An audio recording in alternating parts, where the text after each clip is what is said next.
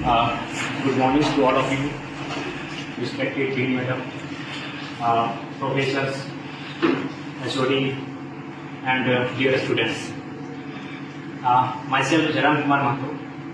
I am doing my PhD under the guidance of Dr. P. Rega from Manhattan College, and today I am going to present my third annual report. And today I am going to present my two chapters. First one is thematic comparison of old women and the cow and the petals of blood. And the second is social and political background. And my PhD topic is from colonial to post-colonial, a study of the complexities of victimization of marginalized people in the selected novels of Mulkraz Anand and Ruby Wakchango. Social and political background. The social background of the writers, my selected writers are Mulkraz Anand and Ruby Wakchango. Mulkraz Anand is a writer from India and Ruby is a writer from Kenya. Both the countries have faced the colonial British imperialism, and the circumstances made their writers.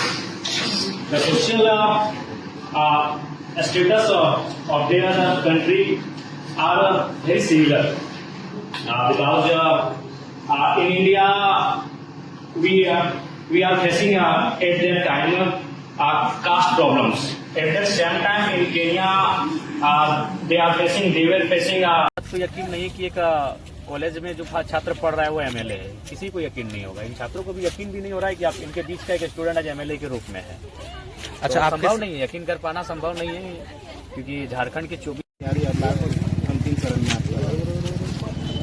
तैयारी का जो पर्याप्त समय मिला है उसमें ठीक ठाक ही तैयारी। तीसरा एनुअल रिपोर्ट सबमिशन, तीसरा एनुअल 4 दिन से देख रहे थे आप, एकदम सवाल मार्केट से गायब होकर एकदम पढ़ रहे थे। एकदम इम्पोर्टेंट है आज हमारी एजुकेशन के कारण ही राज्यवासी एक नई उम्मीद के तौर पे हमें देख रहे हैं। हमारी आइडियोलॉजी ही हमारे 11 लाख वोट के पीछे का बैकग्राउंड है। तो अब वो आइडियोलॉजी कहीं ना कहीं शिक्षा से ही उत्पन्न होती है, और हमें लगता है कि आप शिक्षा को लेकर ही किसी क्षेत्र में आगे बढ़ें तो बहुत बेहतर और सुंदर है। कल बहुत सादगी के साथ विनोद बाबू का पुण्यतिथि मनाने गए, एकदम चुपके तरीके से। देखिए, हमको मालूम था कि अगर बलियापुर मेरा एक सिंपैथी वाला क्षेत्र है, अगर वहाँ लोगों को पता चलता कि हम आ रहे हैं तो 2-3 घंटा का लॉस होता, और हम नहीं चाहते थे कि अभी एग्जाम पीरियड में लॉस करें। इसलिए हम एग्जैक्ट 11 बजे ही पहुंचे थे और बिना किसी कार्यकर्ता के ही पहुंचे थे। विनोद बाबू को माला चढ़ा के फिर निकल गए। हम हार्डली वहाँ 15 मिनट हम रहे होंगे। कल मैं देख रहा था कि जब आप पढ़ रहे थे, कई लोग फोन भी कर रहे थे, समस्या को सुन भी रहे थे, पढ़ भी रहे थे। माने देखिए, चूंकि हम ये बात बोल के आए थे अपने जो प्रखंड अध्यक्ष हैं कि हम तक वो सूचना, ऐसा बात है थी कि हम कितना भी इमरजेंसी क्यों ना रहे, हम पढ़ाई लिखाई कर रहे कुछ भी हो, लेकिन अगर क्षेत्र की कोई ऐसी समस्या हो जो आपसे सॉर्ट आउट ना हो, हम तक जरूर पहुंचेगा और हम समाधान करेंगे। और लगभग हमने 30% जो कॉल्स हैं उनको रिसीव किया, और जो अनावश्यक कॉल थे जिसमें नहीं क्या बातचीत करना है, मिलना है, उनको बोले कि आप एग्जाम के बाद मिल सकते हैं, बातचीत कर सकते हैं। अगर इमरजेंसी तो बात किया जाए, बात करके बढ़ाएगा। पेपर सबमिट आज हो जाएगा, इसके बाद आप क्षेत्र में लग जाएंगे। हाँ, इसके बाद क्षेत्र में, उसके बाद फिर अगला एनुअल रिपोर्ट आएगा, उसमें कंक्लूजन को सबमिट किया जाएगा और फाइनली सबको मिला के एक बार फाइनल किया जाएगा। तो कब तक होगा वो फाइनल? देखिए कि मान के चलिए मेरा रजिस्ट्रेशन है 2021 का, तो पहला सबमिशन हुआ मान के चलिए 2022 में हुआ, 23 में हुआ, ये 24 चल रहा है।